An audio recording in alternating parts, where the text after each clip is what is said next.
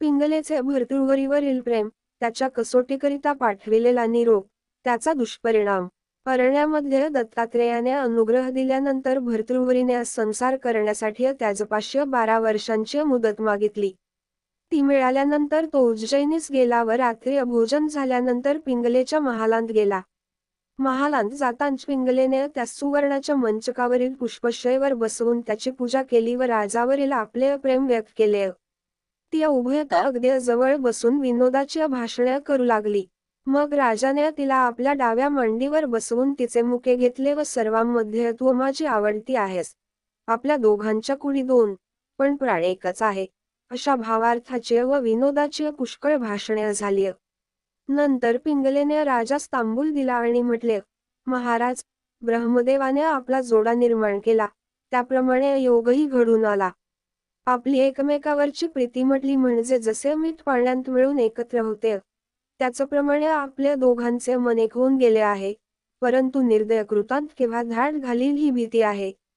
तुमच्या पूर्वी मी मरावे हा मार्ग उचित होय व ईश्वर कृपेने जर असा योग घडून आला तर मी मोठी भाग्यवती ठरेन. असे पिंगला राणी बोलत असता भर्तृहरी तिला म्हणाला, प्रिये, ह्या गोष्टी ईश्वराधीन आहेत, आपल्या कोणाच्या हातांतील नाहीत. त्याचा संकेत काय आहे हे आपणास कसे समजणार. माझ्यापूर्वी तू मरण इच्छित आहेस ही गोष्ट कानी वावगी नाही, परंतु सूर्यपुत्र यम अगदी निर्दय आहे, त्याच्यामध्ये विचाराचा लेश सुद्धा नाही. तेव्हा न जाणो, जर तुझ्या अगोदर मी मरण पावलो तर पुढे तू आपले दिवस कसे काढशील. तेव्हा पिंगला म्हणाली, ब्रह्मदेवाने कपाळी काय लिहिले आहे हे कळत नाही, पण जर तुम्ही म्हणता अशी गोष्ट घडून आली तर मी जीव ठेवणार नाही. अग्नीत देहाची आहुती तुमच्या समागमे देईन. पिंगला राणीचे हे भाषण ऐकून भर्तृहरी म्हणाला, मी जिवंत आहे तोपर्यंत तुझे हे बोलणे ठीक आहे, परंतु स्वतःच्या जीवासारखी प्रिय वस्तू दुसरी कोणतीच नाही, म्हणून जीवाचा घात कोणाच्या न करवत नाही. मला खुश करण्यासाठी तुझे हे सारे बोलणे, पण प्रसन्न पडल्यानंतर हे बोलणे असेच राहून जाईल. राजाच्या या भाषणावर पिंगलेने उत्तम दिले की, मी मनःपूर्वक बोलले तरी तुम्ही ते खरे मानित नाही, परंतु इतकी पक्की खात्री असू द्या की वैधव्याचा डाग मी माझ्या देहास कदापि लागू देणार नाही. कशावरून म्हणाला तर काया, वाचा, मन मी तुम्हास अर्पण केली आहेत. ह्या साक्ष ईश्वर आहे. तो ईश्वर सत्यवादी असल्याचे सर्व जग म्हणून सांगते, म्हणून मी विधवा राहणार नाही हे खचित. अशा रीतीने त्याची समजूत करून ती उगीच राहिली व राजानेही ह्या भाषणाचा अनुभव पाहण्याचा निश्चय केला. पुढे एके दिवशी राजा अरण्यात शिकारीस गेला असता त्यास राणीच्या ह्या भाषणाची आठवण झाली. तेव्हा त्याने असा प्रकार केला की एक मृग जिवंत धरला आणि त्याचा वध करून आपला मुकुट व वस्त्रे त्याच्या रक्ताने अभिजविली. नंतर ती एक सेवकाजवळ देऊन त्यास सांगितले की वस्त्रे घेऊन तू पिंगलेकडे जा व तिला सांग की राजा शिकार करीत असता वाघाने त्याच्यावर झडप घालून त्याचा घात केला. हा निरोप तिला कळविल्यासाठी राजाने त्या सेवकास अन्वतीस पाठविले व आपण अरण्यात स्वस्थ बसून राहिला. राजाच्या सेवकाने अवंतीस जाऊन पिंगलेची भेट घेतली व ती रक्ताने भरलेली वस्त्रे पुढे ठेवून हात जोडून उभा राहिला. राजाने शिकवून ठेविल्याप्रमाणे त्याने पिंगला राणीस निरोप सांगितला व राजाच्या कलेवराचे ध्यान करून त्याच्याबरोबर गेलेले उष्कर लवकरच परत येईल असे म्हटले. सेवकाचे हे शब्द पिंगलेच्या कानी पडले मात्र तोच तिची जी अवस्था झाली ती वर्णन करता येत नाही. ती कपाळ बडवून घेऊ लागली, केस तोडून लागली, हेल काढून मोठमोठ्याने रडून लागली. इतक्यात राजवाड्यात हे दुःखकारक बातमी पसरली. ती ऐकून राजाच्या 1200 स्त्रिया रडत ओरडत धावत आल्या व त्यांनीही अतिशय शोक केला. पिंगलेस मात्र सर्वापेक्षा विशेष दुःख झाले. शेवटी पिंगलेने सती जाण्याचा निश्चय करून सर्व तयारी केली. राजाचे वस्त्र परिधान केले, वाणे घेतले व समारंभाने स्मशानात जाऊन अग्नी तयार केला. सर्वांनी तिला आशीर्वाद दिले. नंतर तिने अग्निकुंडात उडी टाकून आपले स्वहित साधून घेतले. त्यावेळी संपूर्ण नगरवासी लोक शोक करीत आपापल्या घरी गेले.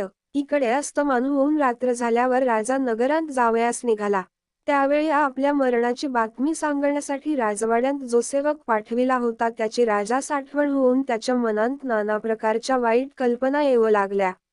असा मोठा प्रसंग उदरला असतानाही भर्तृहरीचा बंधू विक्रमराजा स्वस्थ कसा राहिला, ही कल्पना साहजिकच मनात येते. तसेच ज्या नोकराने राजवस्त्रे नेऊन पिंगलेच दिली आहेत, तो तरी या पल्ल्यास गोष्ट येऊन ठेपेपर्यंत स्वस्थ कसा बसला, अशी ही शंका येते.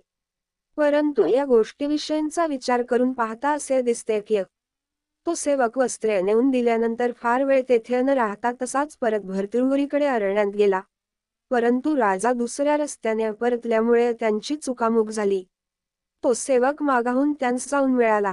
तसेच त्या समये विक्रमराजा मिथिलनगरास आपल्या आजोळी गेला होता. सुमंतिक प्रधान, शुभविक्रम राजा वगैरे मंडळी ही राजासमागमे गेली होती. राजवाड्यात फक्त स्त्रियाच होत्या. गावकरी लोकांनी पिंगलेस सती जाण्याविषयी हरकत केली होती. पण तिच्या पुढे कोणाचे कानी चालले नाही. अज्ञानामुळे पिंगला मात्र प्राणास मुकली. भर्तृहरी राजा गावाच्या शिवेशी येताच द्वाररक्षकांनी पिंगला सती गेल्याचा वृत्तांत कळविला. तेव्हा राजास अत्यंत दुःख झाले. तो तसाच रडत ओरडत स्मशानात गेला व आपणही पिंगलेप्रमाणे जळून जावे, अशा उद्देशाने तो तिच्यासाठी केलेल्या अग्नीत उडी टाकू लागला. पण बरोबरच्या लोकांनी त्यास धरून ठेवल्यामुळे राजाचा काहीही इलाज चालला नाही. पिंगलेची ही अवस्था झाल्याने राजास अतिशय दुःख झाले. तो तिचे एक एक गुण आठवून रडत होता. पिंगला सती गेली म्हणून भर्तृहरी स्मशानात शोक करीत आहे, ही बातमी ऐकून गांवचे लोकही धुहत धुहत स्मशानात आले. तेही राजाबरोबर मोठमोठ्याने रडून लागले. परंतु त्यांचे ते रडणे वरवर दाखविल्यापुरतेंचे होते. राजा शोकसागरांत पडला असता लोक त्याची समजूत करू लागले की राजन, अशाश्वताचा शोक करून काय उपयोग, ईश्वरावर भरवसा ठेवून स्वस्थ असावे, अशा रीतीचा लोकांनी राजास पुष्कळ बोध केला. परंतु राजाचे तिकडे लक्ष जाईना. शेवटी लोक आपापल्या घरोघर गेले. राजा मात्र स्मशानात पिंगलेच्या चितेशीच बसून राहिला. राख भरून टाकण्यासाठी दुसऱ्या दिवशी लोक स्मशानात गेले. परंतु भर्तृहरी चित्तेस हात लावू देईना व आपणही तेथून उठेना. या पल्ल्यास गोष्ट आल्यानंतर लोक निघून गेले. भर्तृहरी मात्र अन्नपाण्या वांचून तसाच तेथे रात्रंदिवस बसून राहिला. याप्रमाणे अवंतीमध्ये घडलेला प्रकार दूतांनी मिथिलेस जाऊन विक्रमराजास सांगितला. तो ऐकून सत्यवर्मा, शुभविक्रम, सुमंतिक प्रधान आदी करून सर्व मंडळींस अत्यंत दुःख झाले. ते सर्व ताबडतोब उज्जैनीस आले व स्मशानामध्ये जाऊन पाहतात तोंडत्यांना पिंगलेचे दुःख करीत भर्तृहरी रडत बसलेला दिसला. तेव्हा विक्रमराजा भर्तृहरीची समजूत करू लागला. परंतु त्याला वेळ लागल्यासारखे झाले. तो पिंगला असे म्हणून रडत होता. त्यास बोध करिता करिता 10 दिवस गेल्यावर विक्रमाने पिंगलेची उत्तरक्रिया केली. नंतर तो राज्यकारभार पाहू लागला. विक्रमराजा त्यास नित्य जाऊन बोध करीत असे. याप्रमाणे 12 वर्ष झाली. पण बोध केल्याने काहीही फायदा झाला नाही. पिंगलेच्या दुःखाने भर्तृहरीने अन्न सोडले होते व तो फक्त झाडांची पाने खाऊन व उदक प्राशन करून राहिला होता. त्या योगाने त्याचे शरीर कृश झाले. भर्तृहरीची अशी अवस्था पाहून मित्रावरून सूर्यास त्याची दया आली. नंतर तो दत्तात्रेयाकडे गेला. दत्तात्रेयाने त्यास येण्याचे कारण विचारले असता मित्रावरुणी म्हणाला, आपणास सर्व ठाऊक आहे. मीच सांगितले पाहिजे असे नाही. परंतु सुचवायचे इतकेच की भर्तृहरीवर आपली कृपा असू द्या म्हणजे झाले.